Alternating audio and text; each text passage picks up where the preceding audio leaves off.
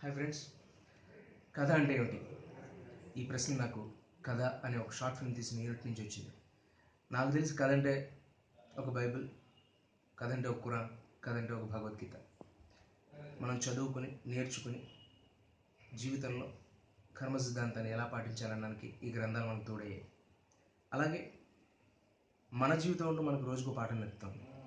అది కూడా ఒక కథగా మన మెదడులో ఎప్పుడూ కూడా తెలుస్తూనే ఉంటుంది. వీటన్నింటిని పక్కన ఉంచితే కథ అనేది జీవితంలో ఎంత పెద్ద పీట వేస్తుంది అనడానికి, ఎంత అగ్రధామంలో వేస్తుంది అనడానికి నా ఉదాహరణ చెప్తాను.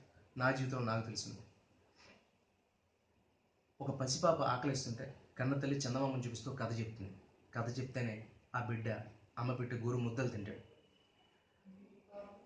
ఒక స్నేహితులు ఇద్దరు కలిసిమెలిసి ఉండేవాళ్ళు విరోధులై, శత్రువులై, ఒక స్నేహితుడు మరో స్నేహితుడు ప్రాణాలు తీసాడంటే, మర్డర్ చేసాడంటే దానికి కూడా కథ అవసరం. దానికి కూడా కథ ఉంటుంది. అంటే ఇక్కడ ప్రేమించాలన్నా, ప్రాణం తీయాలన్నా కథ అవసరం.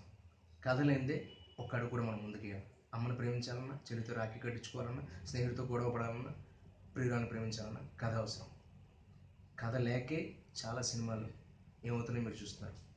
కథలు ఉన్నా చాలా సినిమాలు ఏమవుతున్నాయి మీరు చూస్తున్నారు. ఏమున్నా లేకపోయినా కథ ఉండాలి. కథ సినిమాల్లోనే కాదు, జీవితంలో కూడా చాలా పెద్ద పెట్టేస్తాయి. అది తెలుసుకోండి.